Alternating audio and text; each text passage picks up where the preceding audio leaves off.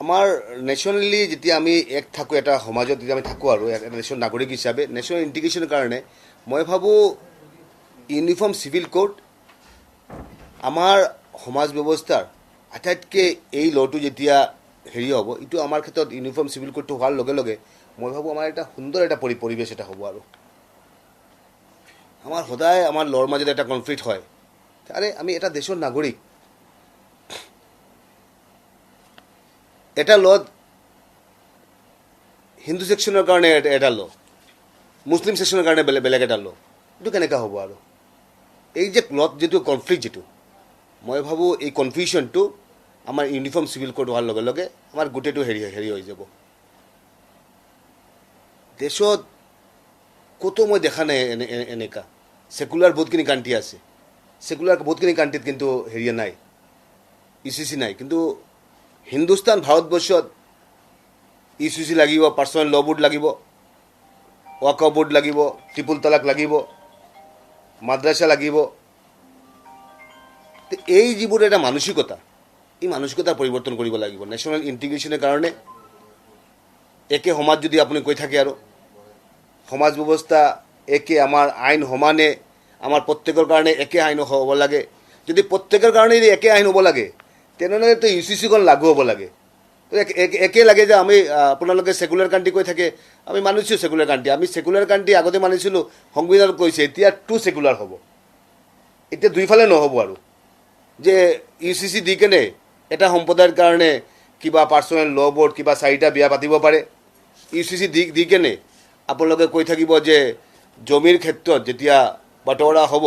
তেতিয়া আপুনি চাব যে ভয়ংকৰ বাটোৱাৰা মই মানে এইটো চাই মেলি মই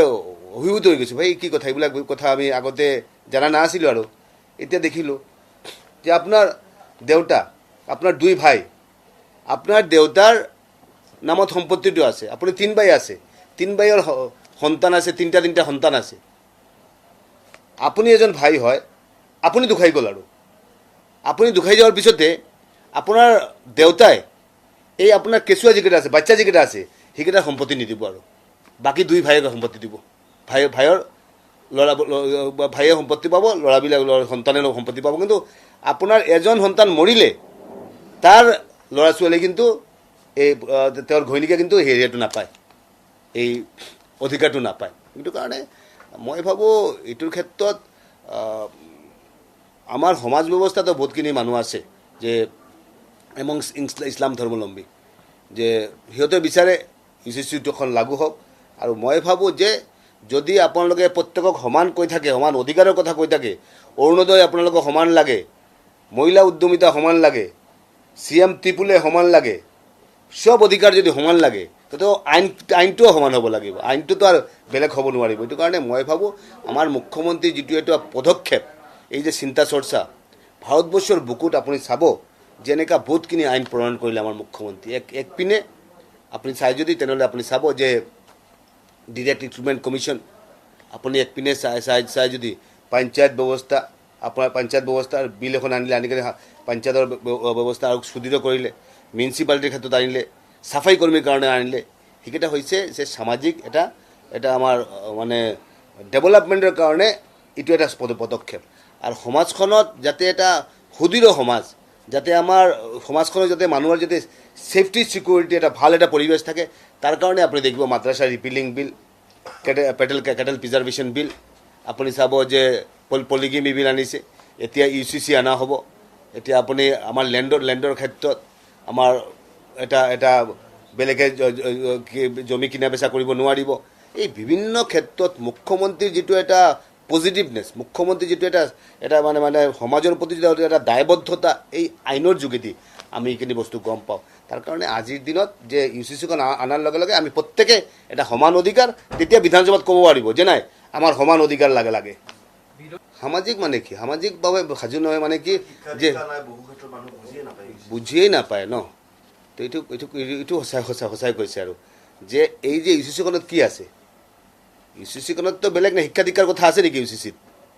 UCC যদি শিক্ষা দীক্ষাৰ কথা থাকিলে আমি ভাল পালোঁ তেনে যে নাই 4টা বিয়া পাতাৰ কথাটো কোৱা নাই কোৱা হৈছে যে শিক্ষা দীক্ষাৰ ক্ষেত্ৰত আমি অগ্ৰগতি লাভ কৰিব পাৰি তাৰ কাৰণে আমাৰ এই ব্যৱস্থা UCC-খনক কোৱা হৈছে আমি ভাল পালোঁ তেনে তাতেতো এইবোৰ বস্তু নাই এইবোৰ বস্তু কিবা আছে নেকি UCC-ত কিবা জমিৰ ক্ষেত্ৰত কিবা বাটোৱাৰৰ ক্ষেত্ৰত বস্তুটো আছে 4টা বিয়া পাতিব পাৰিব পলিগেমি কৰি কেনে এতিয়া যদিও আমাৰ এটা হেৰি কৰিছে তথাপি তাতে লিখা আছে 15 বছৰৰ বাচ্চাক বিয়া পাতিব পাৰিব UCC-খনতো এইখিনি বস্তু আছে তো আপোনালোকে যদি যে সমাজক যদি কৈ থাকে যে না আমাৰ সমান অধিকাৰটো লাগে তেনেহ'লে UCC-খনক সমৰ্থন কৰক তেতিয়াই সমাজৰ সমান অধিকাৰ হ'ব আৰু নহ'লে সমাজৰ সমান অধিকাৰ নহ'ব আপুনি আমাৰ সমাজ ব্যৱস্থাত আমি কি চাই থাকোঁ যে নেশ্যনেল ইণ্টিগ্ৰেশ্যনৰ কথাটো ক'লোঁ আমি কি চাই থাকোঁ যে আমাৰ কাৰণে এটা ল আমাৰ কাৰণে এটা ল মুছলিম মানুহৰ কাৰণে বেলেগ এটা ল তো এইবোৰ বস্তুটো নচলিব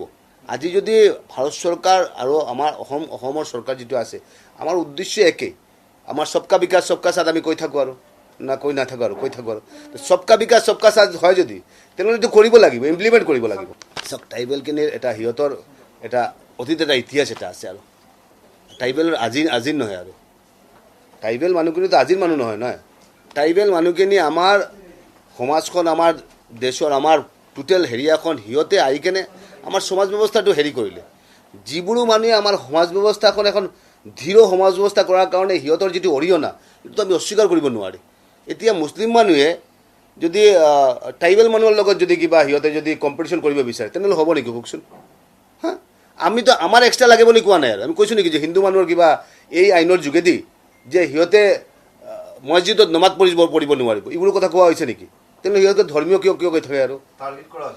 কি টাৰ্গেট কৰা হৈছে আৰু টাৰ্গেট এনেকুৱা কৰা হৈছে নেকি নে হিন্দু মানুহৰ কাৰণে বেলেগ কিবা এই আইনৰ যোগেদি বেলেগ কিবা সিহঁতে কিবা সুবিধাটো পাব এইটো কোৱা হৈছে নেকি এইটোতো কোৱা হোৱা নাই আমি কিবা কৈছোঁ নেকি যে না আপোনালোকে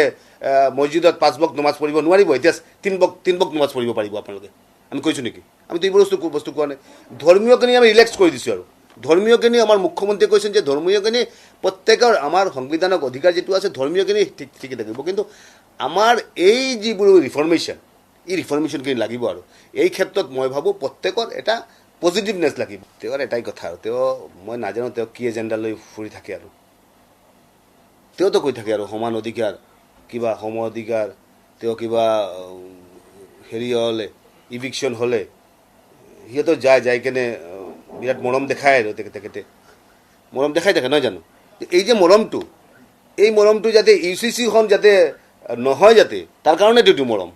এইটো বেলেগৰ কাৰণে এইটো মৰম নেকি তো এই মৰমটো নালাগে আৰু মৰম যদি দেখাব লগা হয় যদি তেনেহ'লে পজিটিভলি মৰমটো দেখাওক আৰু যে নাই আমি কি মৰম দেখাই আছোঁ যে UCC-খন লাগু হওক আমাৰ সমান অধিকাৰটো লাগে হিন্দু মানুহৰ যেনেকুৱা অধিকাৰ থাকিব মুছলিম মানুহৰ অধিকাৰ এনেই থাকিব লাগে আমাৰতো এক্সট্ৰা বিচৰা নাই মই ভাবোঁ আৰু সুদৃঢ় আইন কৰিব লাগে পপুলেশ্যন কণ্ট্ৰল বিলটো আনিব লাগে আপুনি চাওকচোন 4টা বিয়া পাতে যদি 4টা সন্তান হয় যদি 4×4=16 মানে অপেনলি কৈ দিলোঁ মই 4×4=16 আপুনি হিন্দু মানুহ হয় আপুনি এটা বিয়া পাতিব দুইটাই 16ৰ লগত আপুনি কেনেকৈ কম্পিটিশ্যন কৰিব পাৰিব নেকি আপুনি 16ৰ লগত কম্পিটিশ্যন কৰিবলৈ তো এই ৰিফৰ্মেশ্যনখিনি লাগে আমাৰ তাৰ কাৰণেতো ভাৰতবৰ্ষ হিন্দুস্তানৰ মানুহকেইটাই ভয় খাইছে আৰু ভাই কেনেকৈ চলিব আৰু মানুহ এজন বিয়া 4টা এইটো হ'ব নেকি মানুহ এজনলৈ বিয়াটো এটাই কৰিব লাগিব তুমি বেলেগ বিয়া পাতিব লাগে ঠিক আছে তুমি ডিভোৰ্চ দি কেনে বিয়াটো পাতা এইটো ডিভোৰ্চৰ ক্ষেত্ৰত মেৰেজ ৰেজিষ্ট্ৰেশ্যনৰ ক্ষেত্ৰত গোটেইখিনি বস্তুত এটা ইকুৱেলিটি এটা আহিব এটা আমাৰ এটা আইনৰ ভিতৰত আমি বস্তুখিনি আনিব সেইখিনি ক্ষেত্ৰততো প্ৰত্যেকে সহায় কৰিব লাগিছে প্ৰত্যেকৰ পজিটিভনেছটো দেখাব লাগিছে এতিয়া অখিল গগৈ যে তেওঁৰ এজেণ্ডা লৈ চলি থাকে আৰু আমি আপোনাক কৈছোঁ আৰু যে 18টাৰ মাজত 19টা মিয়া আমাৰ বিধায়ক সিহঁতে UCC-টো লাগু কৰিব নালাগে বুলি ক'ব আৰু থোৰাই সিহঁতে ক'ব নেকি যে না UCC-টো লাগে বুলি ক'ব নেকি সিহঁতে নক'ব এইটো কাৰণে এই যিটো এজেণ্ডা এই এজেণ্ডা ইলেকশ্যনৰ আগৰ পৰা চলি আছে ইলেকশ্যনৰ পাছতে এইটো চলি আছে আৰু দীৰ্ঘদিন লৈ যোৱাৰ কাৰণে সিহঁতে এটা পদক্ষেপ চলাই আছে কিন্তু মই লাগিছে যে এইখন গভৰ্ণমেণ্টে আমাৰ বৰ্তমান ৰাজ্য চৰকাৰ আৰু বিশেষকৈ কেন্দ্ৰ চৰকাৰ এই ক্ষেত্ৰত দৃঢ় হয় আগন্তুক দিন আৰু কঠোৰ আইনকেইটা আনিব লাগে আনি কেনে এই ভাৰতক আৰু অসমক যাতে আমি সুৰক্ষিত কৰিব পাৰি তাৰ কাৰণে নিশ্চয় আমি পদক্ষেপ চলাই